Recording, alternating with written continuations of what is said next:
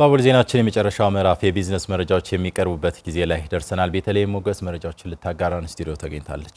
ቤቲ እንደምን ዋልሽ? ሰላም እንደምን አልካቢ? ደህና ነኝ። ወደ መረጃዎች አመሰግናለሁ። ጤና ይስጥልን የተከበራችሁ ተመልካቾቻችን፣ የአቦል ዜና የቢዝነስ ዘገባችን ተጀምሯል። አጋራችን ደግሞ ኢትስዊች አክሲዮን ማህበር ነው። መልእክቱን ተከታትለን እንመለስ።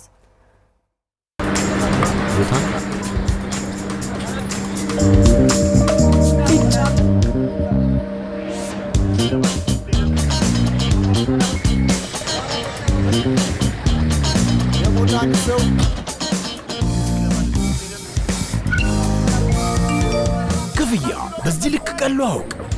ፈጣኑን በእጃቸው በመያዛቸው በወሳኝ ጊዜያት ሁሉ ቀልበው ይስተናገዳል።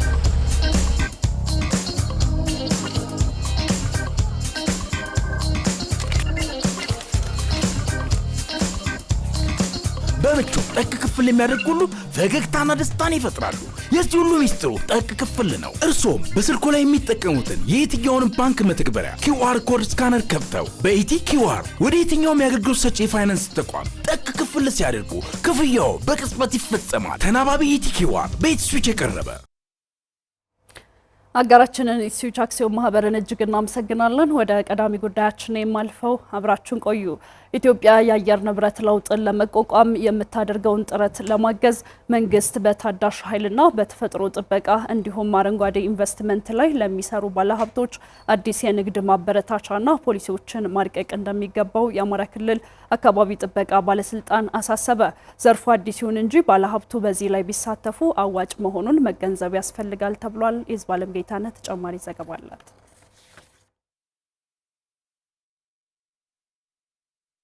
አረንጓዴ ኢንቨስትመንት በቀጥታም ሆነ በተዘዋዋሪ ለአካባቢ ጥበቃ፣ ለተፈጥሮ ሀብት እንክብካቤና ለአየር ንብረት ለውጥ መፍትሄ በሚሆኑ የንግድ ዘርፎች ላይ ገንዘብን ስራ ላይ መዋል ነው። ትርፍን ከተፈጥሮ ደህንነት ጋር የሚያጣምረው ይህ ዘርፍ አሁን ላይ ዓለም እየተከተለችው ያለው የንግድ ዘርፍ እየሆነ መጥቷል። ፋብሪካዎች ሲቋቋሙ በአካባቢ ላይ የሚያደርሱትን የጎንዮሽ ጉዳት መቀነስ አንዱ የአረንጓዴ ኢንቨስትመንት አካል ነው ያሉት የአማራ ክልል አካባቢ ጥበቃ ባለስልጣን ምክትል ቢሮ ኃላፊ አቶ ተሾማ ግማስ ናቸው። አረንጓዴ ኢንቨስትመንት ብለን ስናወራ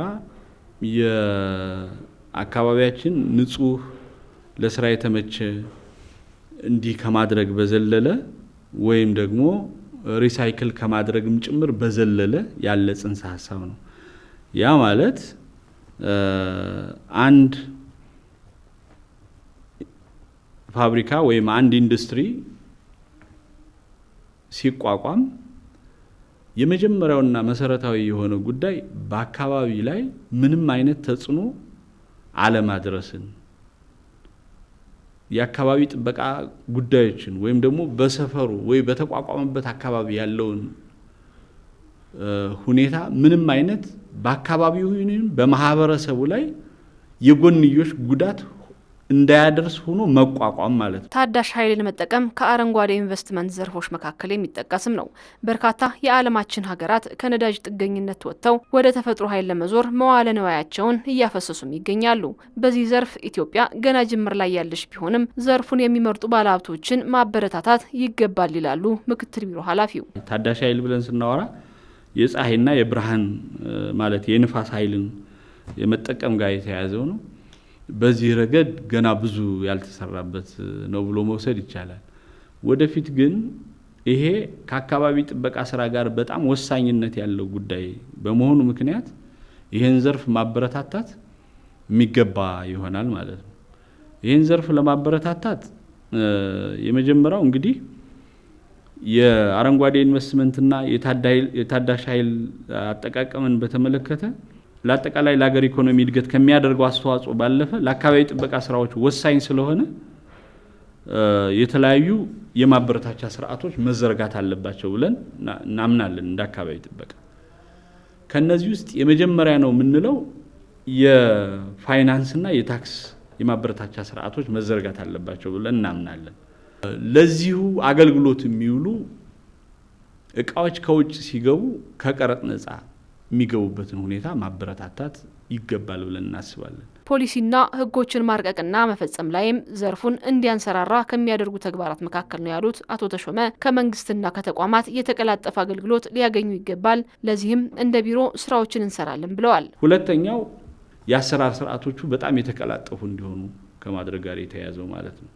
የአሰራር ስርዓቶቹ እነዚህን በዚህ ዘርፍ የሚሰማሩ ኢንዱስትሪዎችን ከመንግስትም የሚደረግላቸው በተቋማት የሚደረገው ድጋፍ የተቀላጠፈ እንዲሆንና ዘመናዊ የሚባል አሁን የተጀማመረው ይሄ አንድ መሶብ አገልግሎት የአንድ ማዕከል አገልግሎት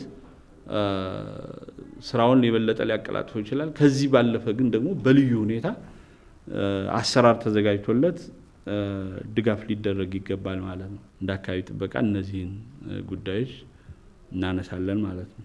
ዘርፉን ከማስፋት አንጻር አሁን ላይ የቴክኖሎጂ ፈተናዎች ያሉ ቢሆንም ባለሀብቶች ፊታቸውን ወደዚህ ዘርፍ ቢያዞሩ አዋጭ የኢንቨስትመንት ዘርፍ እንደሆነም ተመላክቷል። በእንስሳት ሀብት ልማት ዘርፍ በመሰማራት ውጤታማ መሆናቸውን በእንጅባራ ከተማ በዘርፉ የተሰማሩ ነዋሪዎች ተናገሩ። የመኖ ዋጋ መናር በስራቸው ላይ ተጽዕኖ ማሳደሩን ነዋሪዎቹ ጠቁመዋል። በአካባቢው የተፈጠረውን የመኖ እጥረት ለመቅረፍም በትኩረት እየተሰራ ስለመሆኑ የእንጅባራ ከተማ አስተዳደር እንስሳትና አሳ ሀብት ልማት ጽሕፈት ቤት አስታውቋል። ሳሙኤል አማረ በዝርዝር ተመልክቶታል። የእንስሳት ሀብት ልማት ዘርፍ ከሀገሪቱ አጠቃላይ ግብርና ምርት 47 በመቶ፣ ከውጭ ምንዛሬ ግኝት 19 በመቶና ከስራ ዕድል ፈጠራ 31 በመቶ እንደሚሸፍን መረጃዎች ያሳያሉ።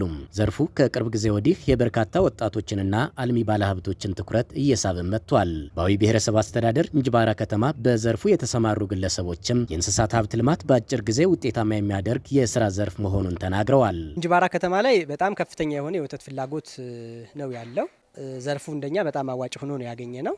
አሁን ላይ ባለው 50 እስከ 60 ሊትር እናመርታለን።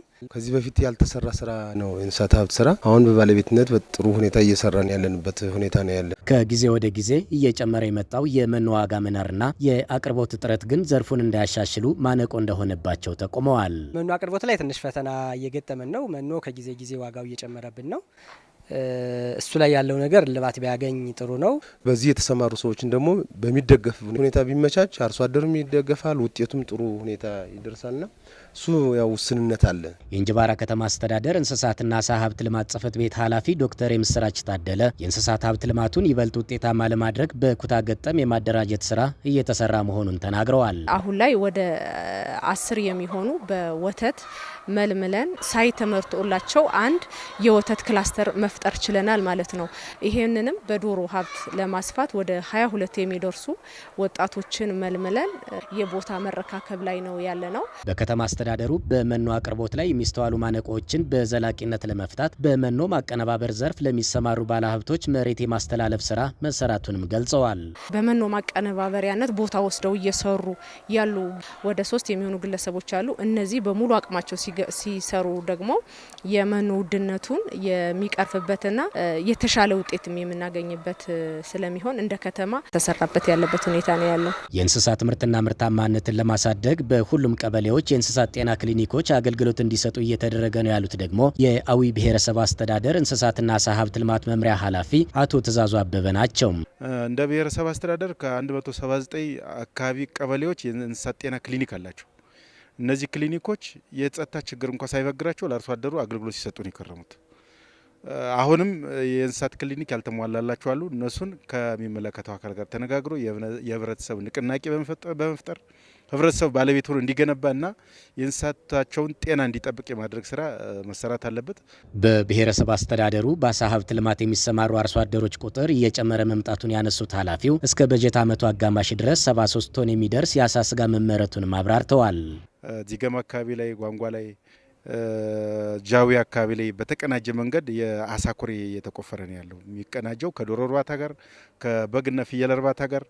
ምክንያቱም ከዶሮ የሚወጣው ጽዳጅ ለአሳ መኖ ይሆናል። አሳ የተጠቀመው ፍሳሽ ደግሞ ለአትክልትና ፍራፍሬ ለሌላ ለግብርና ስራ ከፍተኛ አስተዋጽኦ ያለው ተግባር የሚሆነው ነው። በብሔረሰብ አስተዳደሩ ባለፉት 6 ወራት ከ89,000 ሊትር በላይ ወተትና ከ346,000 በላይ የደለቡ እንስሳት ለገበያ መቅረባቸውንም ከመምሪያው የተገኘው መረጃ ያሳያል።